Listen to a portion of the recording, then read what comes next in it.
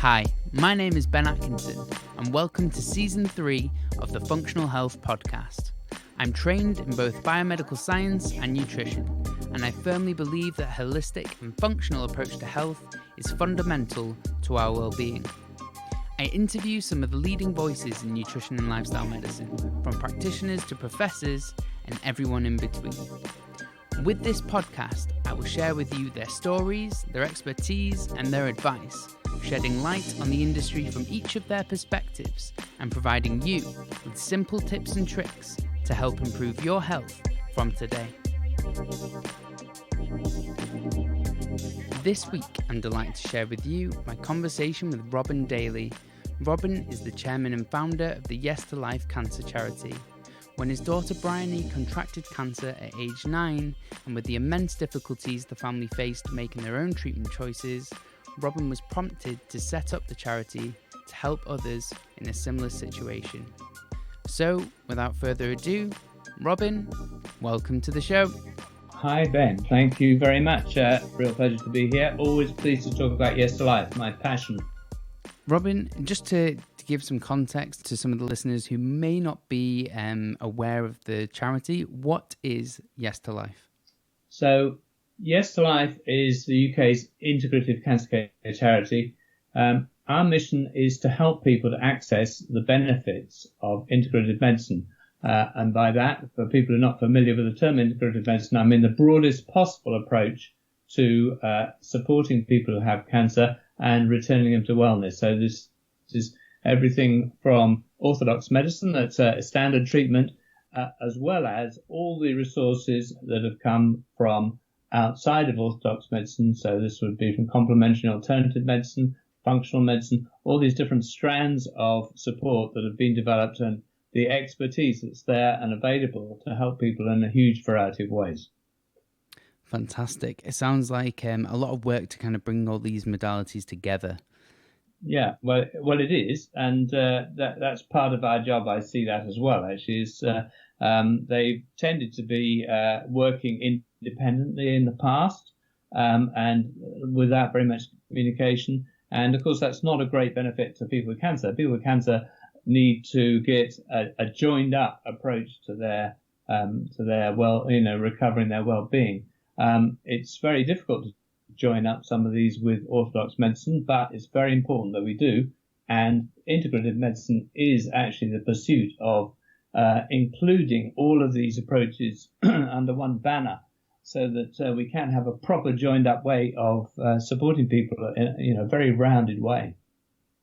Yes, I mean, we spoke about this, we touched upon it a little bit before the recording, just talking about in some scenarios, some healthcare professionals tend to work in silos, and the idea of bringing these professionals together, we can really kind of capitalize on all the different expertise which are out there, so I completely agree with that approach. How did, because I understand you started this charity, but I was wondering, how did it come about? How did Yes to Life come about? Well, much like an awful lot of the charities we have, it's through somebody's personal experience. They experience a lack of support of some kind, a need there amongst the public, and having experienced it, they set off to do something about it, and that was certainly the case for us. Our family, our youngest daughter got cancer when she was 9. As you can imagine, a massive shock to us at that time. It sort of came out of the blue, but it actually took quite a long time to develop, but due to non-diagnosis, we were hit over the head with it, and it was a case of the next day we had to be in Bristol, 100 miles away, with her having emergency treatment. So we went through 3 rounds of cancer with her between the ages of 9 and 23, and so we had a lot of experience of what orthodox medicine has to offer. And we also had a lot of experience of what it doesn't have to offer. Mm-hmm. And we felt there were massive gaps there in care, basically. Many of them quite commonly acknowledged these days, but not so much back then. And, we just felt that some parts of what we went through were almost untenable. And we really wanted to do something to assist other people so they didn't have to go through the same difficulties. That is a truly amazing pursuit. And just to kind of touch on one point that you said there, you said orthodox medicine doesn't have to offer. Can you elaborate on that just a little bit? Well, the focus of orthodox medicine is still pretty much exclusively on tumours and cancer cells and eradicating them. And it's not that that's not part of the picture. It definitely is part of the picture under some circumstances, and can be a life and death thing as to whether that's possible or not, the removal or killing of cancer. But it's orthodox medicine never asks the question of why somebody got cancer in the first place, and therefore they don't have very much to offer people in terms of ways of not getting cancer again, of there's no talk about the environment in which the cancer grew in the first place, in which it spreads, or in which indeed it recedes. The fact that you can actually create conditions under which cancer doesn't thrive if you're savvy, and that whole approach to cancer is completely missing from orthodox medicine, as is an understanding of things like the mind-body connection, which is an enormous part of people's experience and people's road to recovery or otherwise. Is a lot of it is hung around their state of well-being in their mind and their spirit. If they're hopeless, that's a very bad scenario for somebody hoping, if people are hoping they might recover. Then if they're in a hopeless state of mind, that really damages their chances of ever doing that. Yes, I've seen a few talks with Liz Butler from Cancer Clarity, who talks about this quite a lot, the emotional needs of people with cancer, and also I believe it's a psychologist, although I will have to check that, a guy called Gabor Mate, who talks about this as well. Like the power of the mind-body connection is extremely strong and kind of under-acknowledged in most of the time. Yeah, well, it's something that's it's been acknowledged in some circles for quite a long time, but there hasn't really been the science to back it up. It's been more a kind of clinical experience situation where people have seen that this is the case and they've observed it. But now, actually, the hard science as to the connection between all of these things, in fact, the impossibility of disconnecting them, is beginning to emerge, and the actual effects in biological terms of states of mind are beginning to be seen, and they clearly are very important. Yes. Now, you touched upon integrative therapies before, and we've acknowledged that certain health professionals don't work together. And on your website, it does say that the Yes to Life empowers people with cancer to make informed decisions about their care options. But I'm interested as to why you think that those who are affected by cancer don't have the tools available to make informed decisions currently. Well, this is probably the biggest single thing I was trying to address at the beginning when we set up Yes to Life, is that in order to try and be well informed about my daughter's cancer, the third time she had it, when she was first diagnosed, there was no internet, there were no mobile phones. We found out what we could, but it really wasn't all that much, but we were definitely thinking outside the box kind of people. And so anything we found that we thought could help, we did it. But come the third time, when this was in 2004, the internet arrived, and what happens if you put in anything to do with cancer into Google. Dr. Google. Millions of results. So I set out actually to try and find out if there's anything out there that might help her at that point. And it was just a case. I was actually spending 21 and a half hours a day going on the internet, sifting through website after website, list after list of potential cancer therapies or things that could help in some way, ticking them off. No, I've seen that one looks like a hoax, that one's possible, trying to categorize them all, trying to find out if they were relevant, if they could be helpful, if they're available, who's doing them, can I afford them? Just so many unanswered questions. It was pretty much a job you couldn't do. And trying to do it if you were the person with cancer, I think it's almost out of the question. Mm-hmm. So the thing we wanted to be able to do is, it wasn't that there wasn't good information out there. It's just actually isolating good and relevant information was much too hard. So we wanted to be able to bring good, relevant information to people much more quickly. And so that is what we've set out to do in a variety of ways. I mean, we do other things as well, but at the core, that's a huge part of what we do.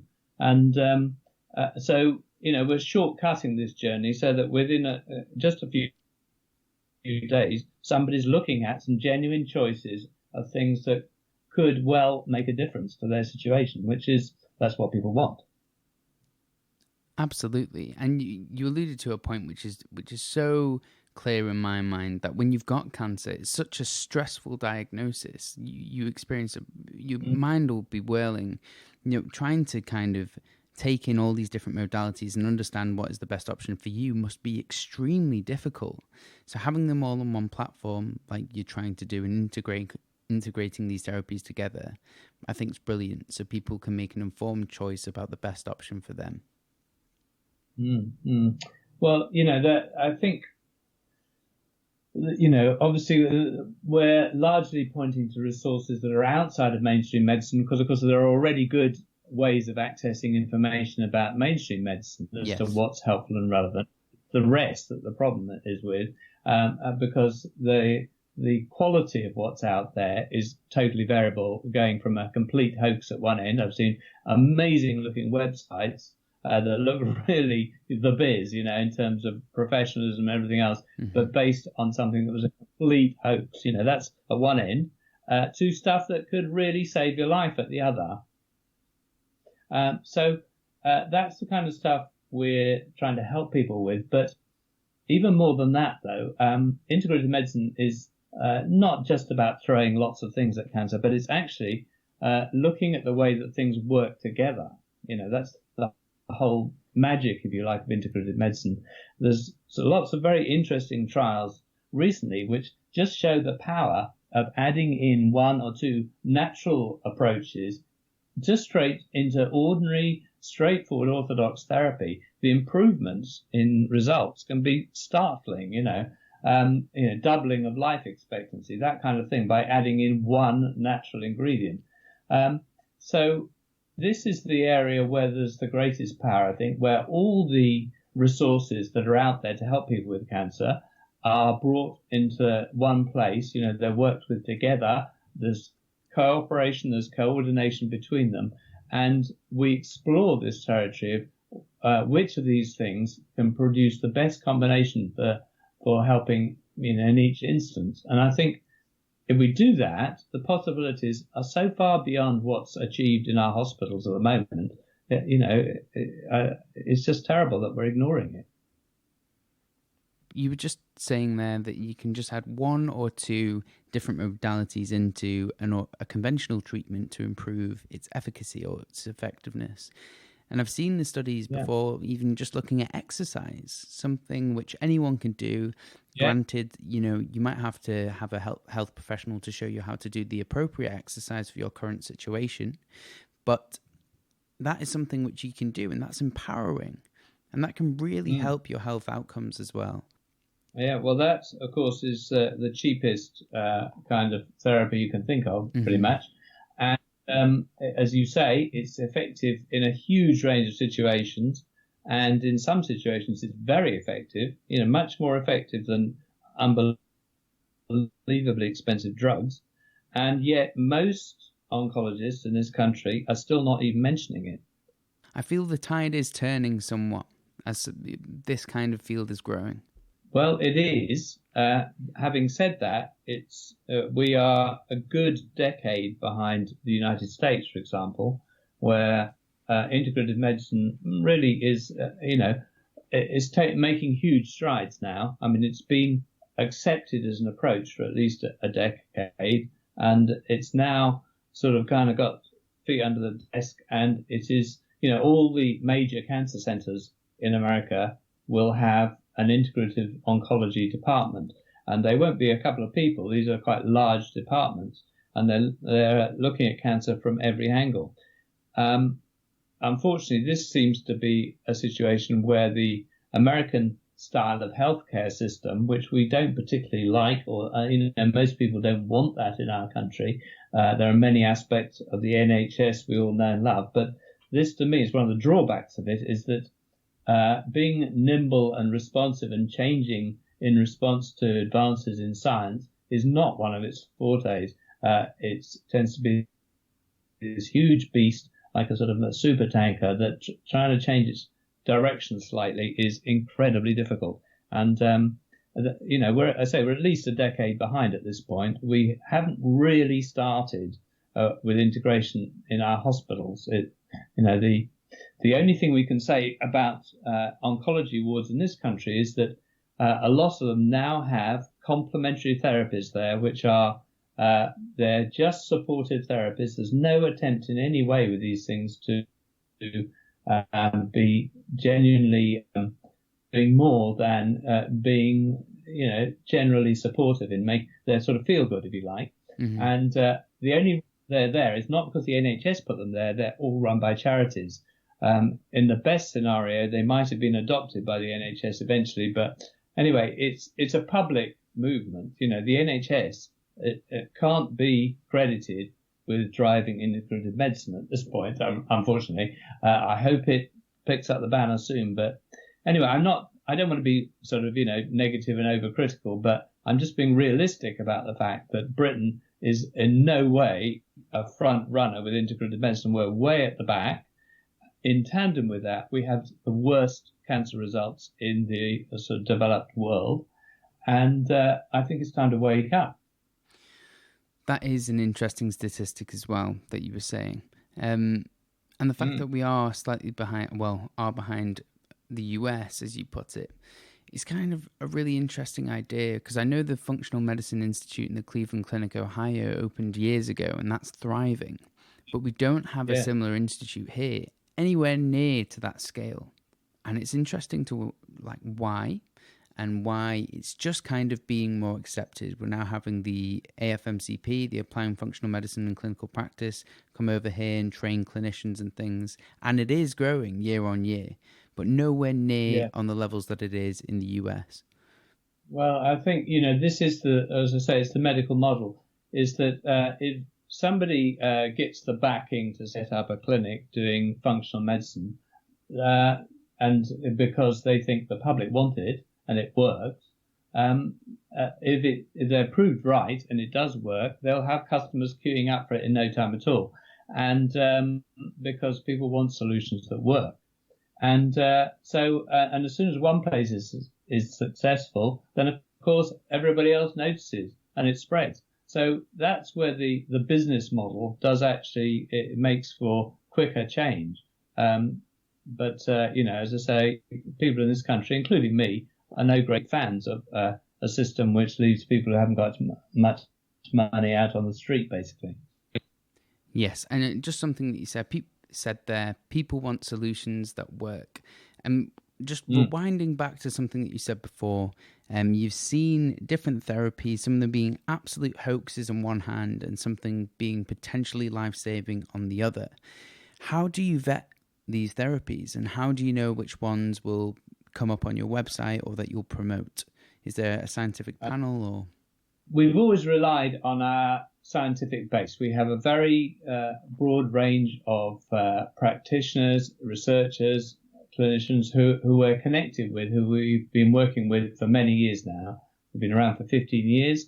We know everybody who's out there. And we work very closely with an organization called Cancer Options, who provide the personalized information that we're able to give to people who call our helpline. So if somebody wants particular information that will help them with their situation, we don't give it ourselves. We're not experts and we don't claim to be, but we get it from a third party there who has the necessary qualifications and experience.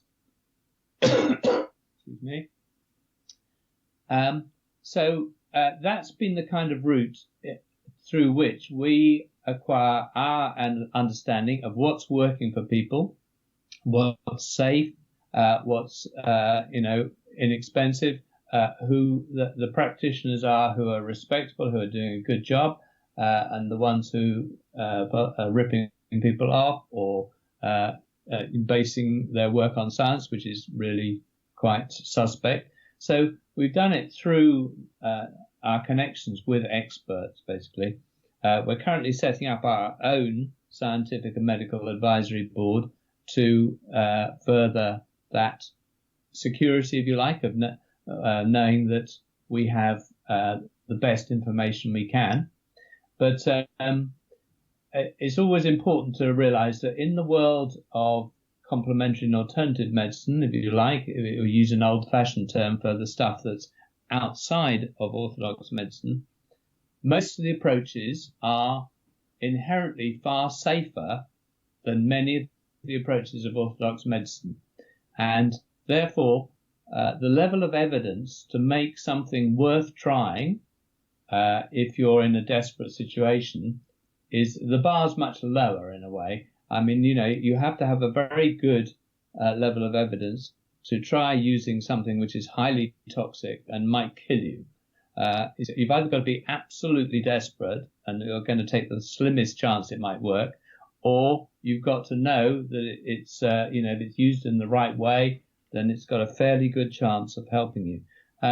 So in my book, even though the same rules get applied to nutrition as get applied to chemotherapy in terms of evidence, I think that's crazy personally. Mm-hmm. And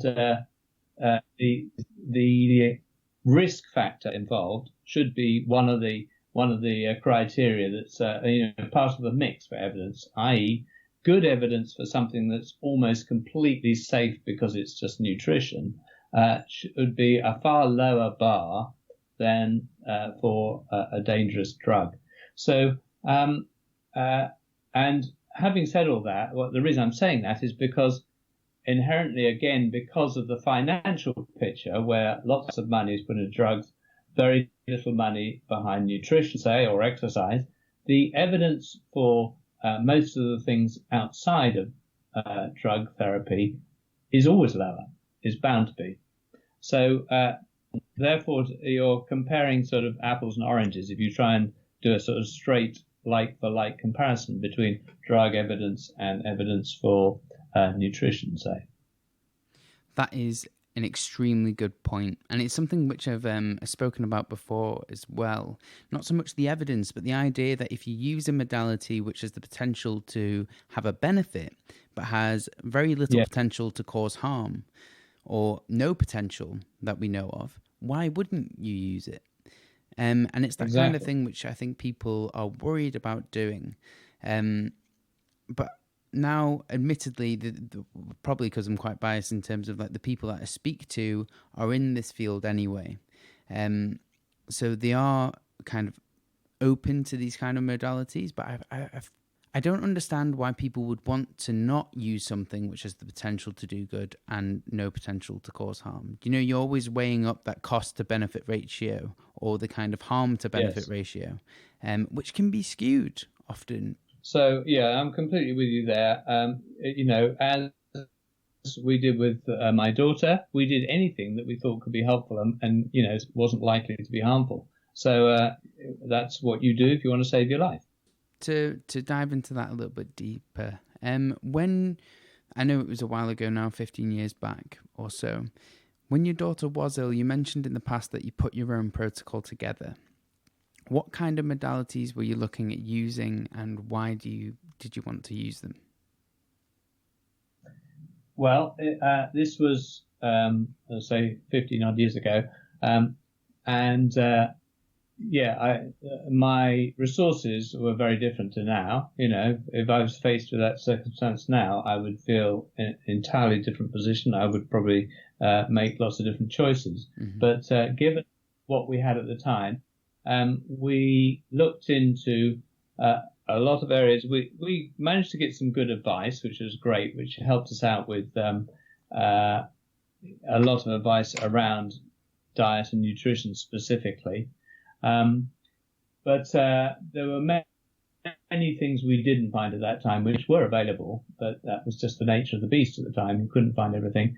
One of the things I found a bit late on, basically. One thing she did actually do was high dose vitamin C, which is something which is still a staple now and is finally getting the recognition it deserves as, a very useful therapy, particularly alongside orthodox therapy. I found out about photodynamic therapy rather too late, which I think is a very interesting. It's essentially an orthodox therapy, really. There's nothing kind of alternative about it in the least. But it's a bit of a Cinderella in as much as it's largely been ignored, despite the fact it is largely non-toxic, it's repeatable, you can do it as often as you like, and it's applicable to any solid tumor that you can get a laser near to through an optic fiber. So extraordinary treatment, really, and with huge potential, but it's been completely ignored by orthodox medicine in the most alarming way, and I think really it's been ignored because it's kind of too left field, in as much as it's much cheaper than orthodox treatment. And it uses a whole different skill set and equipment set. So it is actually an alternative to using, say, radiotherapy equipment or proton beam therapy equipment, or these incredibly expensive setups, all the skilled people that go with them. An alternative to using chemotherapy, so it threatens jobs and lives and industries, So I think really it's just become a Cinderella which has been ignored. It's tragic for people with cancer that that's the case, because I think it's a great treatment, and I've featured experts on my show here talking about what it can do, but I can't see it really making any inroads soon. I was in the extraordinary situation at the time my daughter was alive, and I'd found photodynamic therapy and I was interested in it. I was talking to her oncologist about it, and the National Medical Laser Centre, which was Britain's top place for photodynamic therapy, was part of UCH, and Bryony my daughter was actually in UCH, in UCLH, the hospital, and she'd never heard of it, even though the main place for it was part of her setup there. And wow.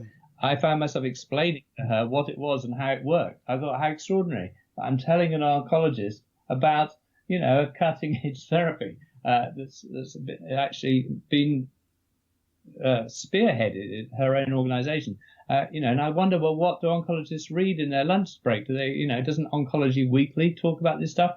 It's very extraordinary to me that there's no interest, and I was just gobsmacked. Yeah, I mean, admittedly, I'm not an expert in this field. I am, in all intents and purposes, a skeptic. But all the modalities that you've listed are something which I definitely think warrant further reading so people can make the informed decision. And also, what you've said there with like that oncologist not knowing about that modality, that just shows you that the science isn't being communicated wide enough, or that these therapies aren't being communicated wide enough. Because I feel if they were, then you'd have more doctors kind of either shunning them or knowing about them and being able to make their own decision whether to use them or not. Because you have a lot of cynicism, because not just doctors, I'm not going to say all doctors are like this at all, but some health professionals and even lay people will say alternative therapies don't work because they haven't read about them. They've heard one person say that they don't work, and therefore they've taken that as gospel. And I think that's a really dangerous approach, especially when you're talking about life-threatening illnesses. Well, yes. I mean, one of my own interviews that I had recently was with a doctor from the University of Iowa, and they've been using vitamin C, high-dose vitamin C. They've been doing it properly, just the way it was originally developed as a treatment for cancer, and adding it into standard treatment for I'm trying to remember, pancreatic cancer, I think it was. One of the worst, basically. Yes, I think it was pancreatic cancer. Yeah, certainly one of the worst. And that's one of the sort of short death sentences normally. And they were doubling life expectancy by doing that. Now, the fact that information is not available to everybody with pancreatic cancer is a crime. I mean, vitamin C treatment is cheap compared with anything that orthodox medicine has to offer. Mm-hmm. Yeah, absolutely. And in line with what you were saying earlier, yeah, it's cheap and it's likely to do some good. It's not going to do you any harm. Mm-hmm. It's definitely not dangerous. So, there is no excuse for the way that things like that are excluded. What do you think, with all your knowledge that you have now after years of researching this topic, what do you think is the most underrated or underused therapy? That's interesting. Well, probably quite a hard one considering you know so many. It is quite hard. I mean, there are ones that are commonly used by a lot of people, and the reason they've got commonly used is because they're commonly helpful to a lot of people, I think, and they are basically. I mean, vitamin C is one of them. I think types of oxygen therapy would maybe come under the same banner as well, being helpful to an awful lot of people. Other things, it's it tends to be more a case that some approaches help some people. It's more bitty. There's only a few things that you could generally say will help almost anybody who's got cancer, and oxygen therapy seems to be up there with that's pretty damn good. I think it's difficult to just sort of put my finger on single things like that. But many of them, like those, are ridiculously safe and inexpensive. And, if they're going to improve your chances by the kind of amounts that, they clearly do in some cases, people should definitely know that they're there as an option. So let's say that people have decided that they want to go down this integrative route. They may be using conventional therapy, but they want to use integrative therapies. But they quite simply don't have the funds for it. Is there a way to get funds for these kinds of therapies? Well, that's very hard. I've got to say that. We've given out small grants over the years to help people.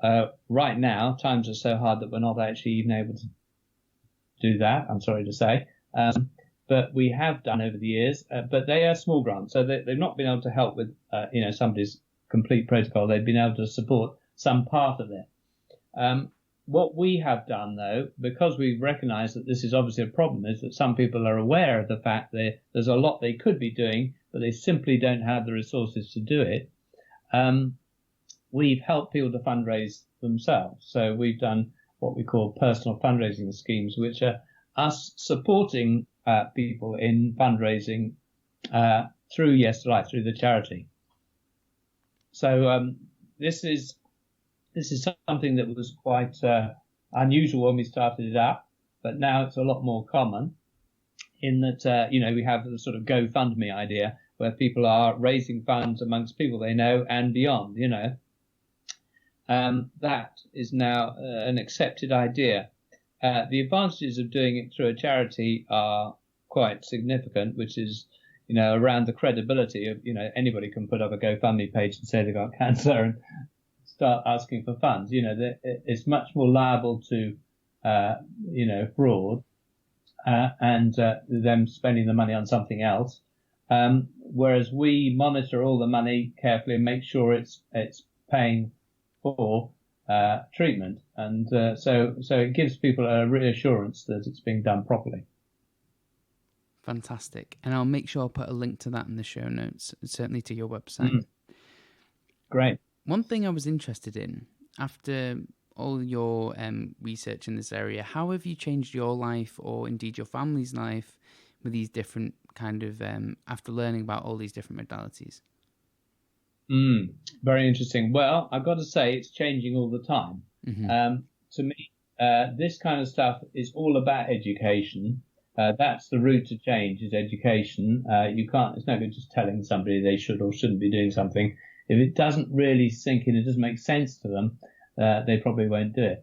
So, I've always been kind of health conscious, if you like. Our family has, been vegetarians since early 20s and tried to eat healthily and that kind of thing.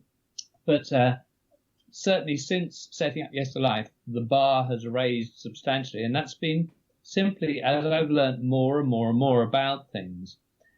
Things that once upon a time I would have thought were insignificant, well, it's not that important, I now wouldn't go near them with a barge pole. You know what I mean? My attitude to a lot of things has changed hugely. There's nothing goes in that cupboard under my sink that I don't like the look of.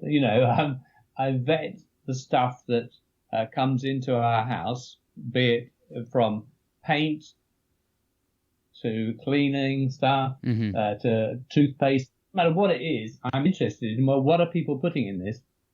Because I now know beyond a shadow of doubt that industry is not looking after my well-being. Industry doesn't particularly care about that, and except if it's an industry which it bases its whole ethos on being good for people, in which case they'll crash if they get it wrong. So there are some brands I would inherently trust because I know that's what they're trying to do. But apart from that, industry in general is trying to make money, and they will do whatever they can within the law. And the law, unfortunately, if you like, the regulatory bodies are more interested in looking after industry in general than in looking after me. So I don't trust them to do the job for me. I do it for myself. And these days I'm concerned about everything to do with my life, from Wi-Fi exposure to light to noise pollution, whatever it is, I'm interested, and I'm keen to not expose myself to stuff unnecessarily. Yes. I mean, some of the things that you've just mentioned there, some people might be unaware that they're possibly not, they're possibly hazardous to your health. So a lot of people might be like, what? Right. But that's the thing. Like, when you look into these different kind of areas, you realize that the more you know, the more you realize what you don't know. And it's such a big field in terms of what can possibly benefit your health, but also what can possibly negatively affect you. And that can just be a simple household item. Things have run away incredibly in the last 50 years, in terms of the fact that, there's something, every single thing has been tampered with. All the things that we did take for granted as being natural and safe, you can't do that anymore. So that's why we have to be a lot more savvy. But on the other side, I think we also got much more savvy about the human body is an incredible thing, and it can deal with an awful lot of assaults of one kind or another, things that are not that good for it. It can actually handle them, provided we give it the right fuel to do that. So I'm a big fan of the fact that if you, if you try to avoid everything that was toxic in life, you just be in a sort of box somewhere. You know what I mean? You can't. So I aim to minimize it and not to unnecessarily expose myself to stuff. But I go to London most weeks, and I live in London. You're right. You get a real dose of all sorts of stuff in London. What can you do about that? Well, you can walk around with a smog mask on all the time or whatever. But actually, my approach to that sort of thing is to think in terms of giving my body the best possible fuel to deal with all of that. And I think that is a two-sided picture in that way, in that it's not just about avoiding stuff that's bad for you, but it's also giving yourself stuff that's good for you. so that you're better protected. You know, we all live our lives. We all have our what's the word that I'm looking for? I don't want to say downfalls, vices. There you go. We all have our vices, but the idea is balance, right? So we got to kind of still try and still enjoy ourselves, but at the same time be aware that there's certain things which can cause us harm, and when we can avoid them, we should. Yeah, and of course, getting neurotic about it is actually another form of is actually also bad for you. Yes. So you can't look at your stress. People who have cancer very typically get extremely, if they start to look into nutrition and diets, they can get unbelievably stressed about it all, and the whole thing ends up doing them more harm than good because they're actually under so much stress.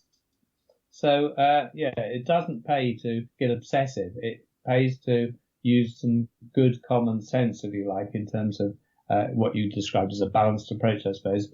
You largely are going to make a point of not dipping yourself in toxins unnecessarily. Mm-hmm. Mm-hmm. So coming to the last three questions, I kind of ask nearly everyone these three. What is the single biggest health change that you've made in your life, and why? Okay, interesting.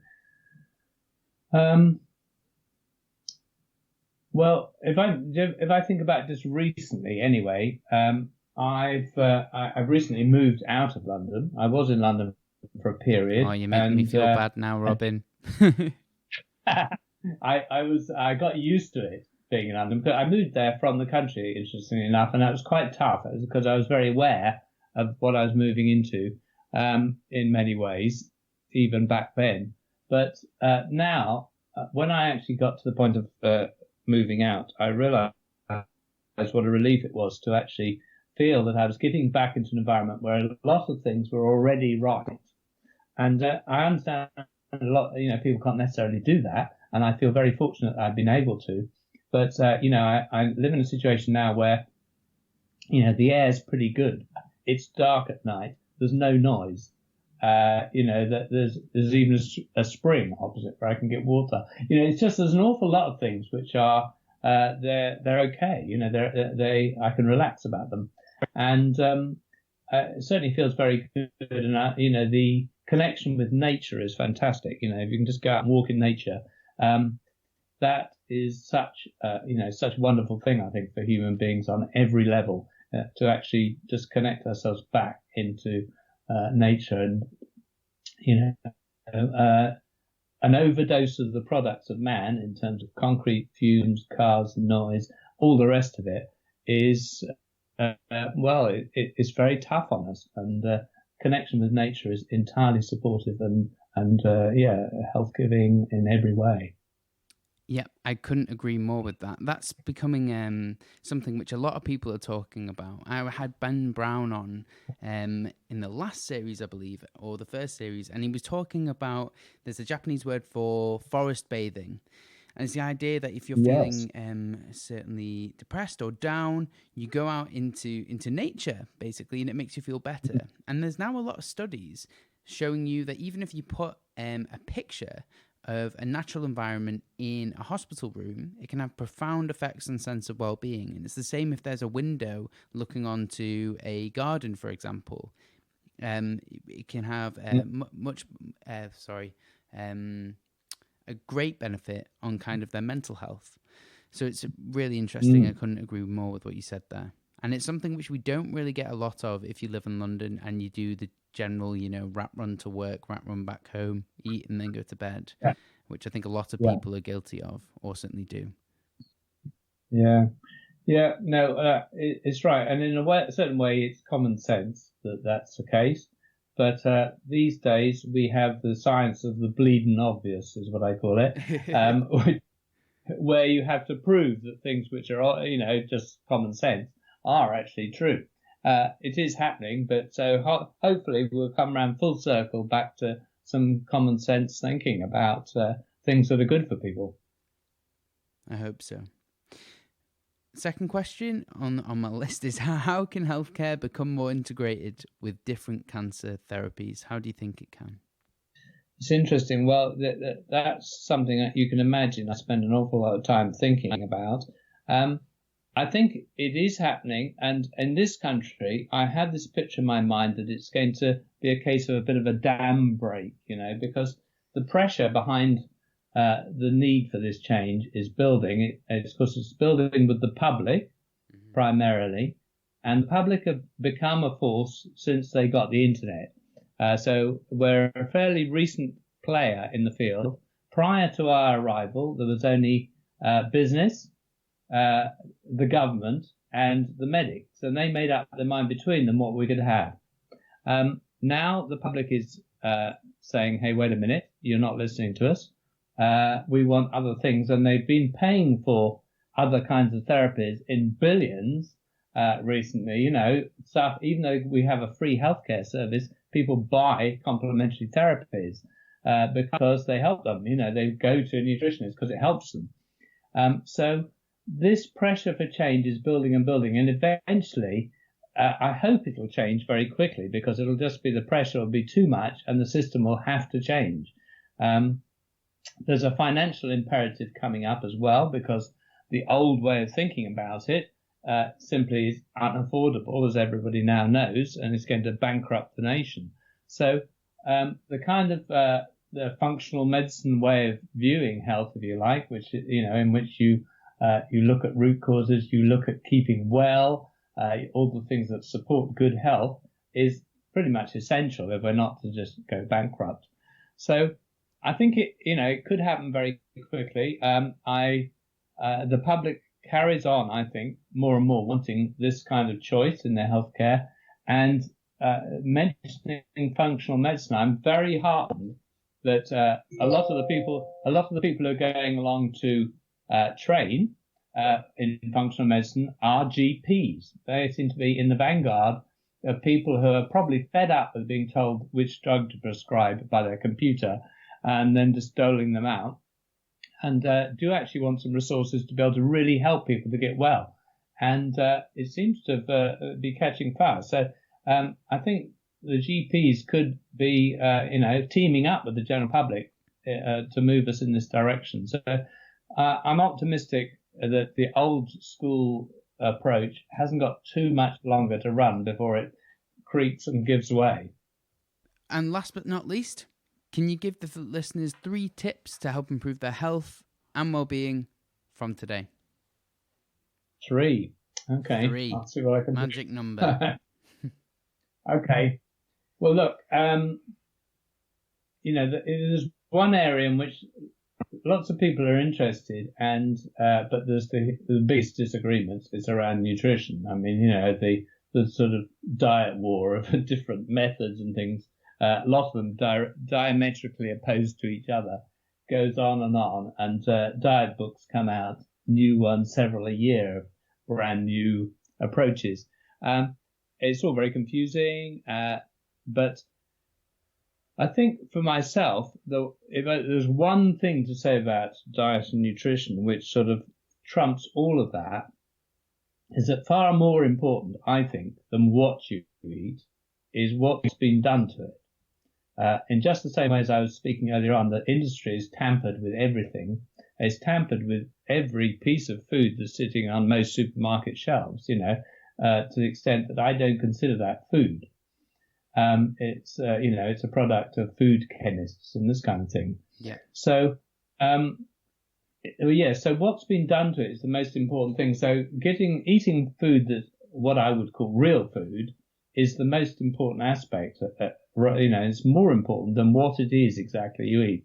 So, fresh, genuine food, whether you're somebody who eats meat, you get the best meat. If you're eating, you're a vegetarian, you just get, really good quality dairy products. You get really good quality vegetables.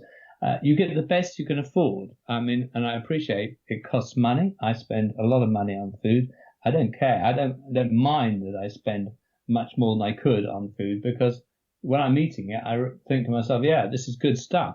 And so I think on 2 levels it's doing me good. One is the level of the fact that it is actually genuinely good fuel going into me. The other one is the psychological peace of mind of knowing that I'm eating good stuff as well. So that would be my first one, is to eat real food. A very good one. You've got two more, Robin. Yeah, I know. I'm thinking hard. As you pointed out, an awful lot of people can have a life which is largely made up of rush, stress, and doing what they have to do. And the benefits of finding some way of having a little gap in that can't be overstated, I think. I mean, there are actual sort of practices, if you like, which are aimed at doing that, meditation. And I think they're very valuable, particularly to people who are in those situations. In fact, the more you're holden to a corner with, living in a kind of continual rat run, the more things like meditation could be of benefit. But it doesn't have to be meditation. And I think there is a host of other ways in which you can gain the same kind of space to just be yourself, to not be feeling under stress all the time. And that could be anything from things like we spoke about relating to nature in some way, getting out in nature. And it doesn't have to cost money with, loads of lycra and expensive sporty gear. You could just walk, Getting out into nature is great. Actually pursuing a hobby is great. If you love music, well, make some time for it. Just carve out some time for something that really matters to you. So, that would be my number 2. Yeah, I mean, you've got quite a few within that number 2, including stress relieving meditation and picking up a hobby or doing something that you love. So, if you can't think of a third, I think you've covered it. I think I might have a third. No, I have got a third. If you find that you're, I set a lot of store by relationship when it comes to health and well-being. And if you find that you either don't have many relationships, you're spending an awful lot of time on your own for whatever reason, or the ones you do have are just more stress, they're not the right ones for you. I think this is it's a difficult thing for people to address, to do something about, but I think it's important, and I think it's good for people to know that it would be important to them to kind of find their people, whatever that is, whether it's just a partner or whether it's a group of people who are like-minded, but to actually find some people with whom you feel at home. I think also that, this is something that's got lost, is the sense of community, particularly if you're in a city. I know far more people locally to me here where I live now than I did when I lived in London. And that's the nature of the beast. But actually making those tiny efforts to build those links with people who are around and to interact with them and to help each other out, to be supportive to other people so that they might be supportive to you one day as well. All of those things can make a huge difference, not only to yourself, but to all the people around you. And I think it's this acknowledgement that we're not actually isolated individuals. We are part of a whole here. And that if we live in a way that actually reflects that, which means that we are interested and we communicate with and we engage with those around us in meaningful ways, then I think we're all the healthier for it. Fantastic. And just to wrap that up quite neatly in a bow, we have be mindful of what you're eating, stress less, meditate, and kind of do something that you love, and also make sure that you support someone within your life and do things for other people. Would you say that's an accurate interpretation? In short, that'll do. In short, just to wrap it up. Now, Robin, it's been an absolute pleasure to speak with you on the show. I have hugely appreciated your time and work that you've done to empower people affected by cancer and give them an informed choice of what you're doing, but also talking about the integration of health professionals, making sure that people don't work in silos, I think is hugely important. But before you go, can you please tell the listeners where they can find you and what exciting projects you have coming up?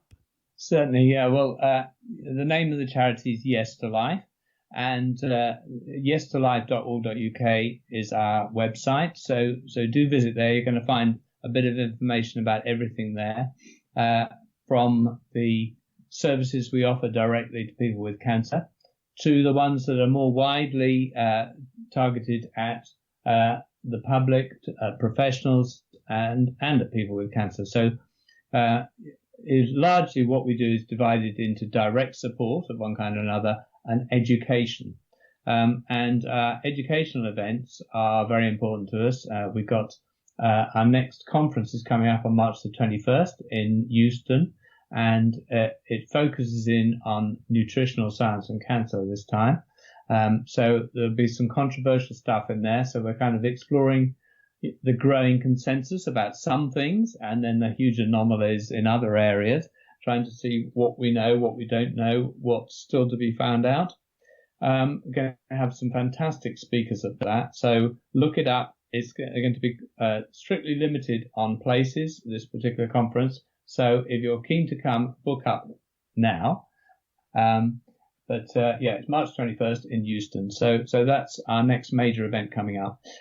Otherwise, if you're interested, you're someone with cancer and you would like some help, have a look on the resources side of the website, where we have details about our helpline, details about our website directory, which has plenty of information in there.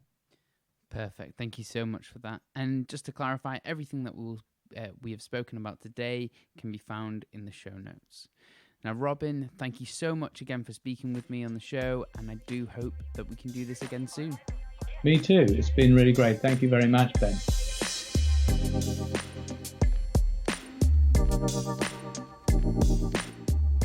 Thank you for listening to the Functional Health Podcast. You can find links to everything that we talked about today in the show notes. If you have a second, please consider leaving a 5-star rating on iTunes. It really does make a huge difference and helps get this valuable information out and reach more people. Don't forget to subscribe so you can stay up to date and know whenever I release a new episode. You can connect with us on Instagram, Facebook, or our website, and all questions are welcome. As always, thanks to Josh Aurelia for the editing and Alan Harper for his support.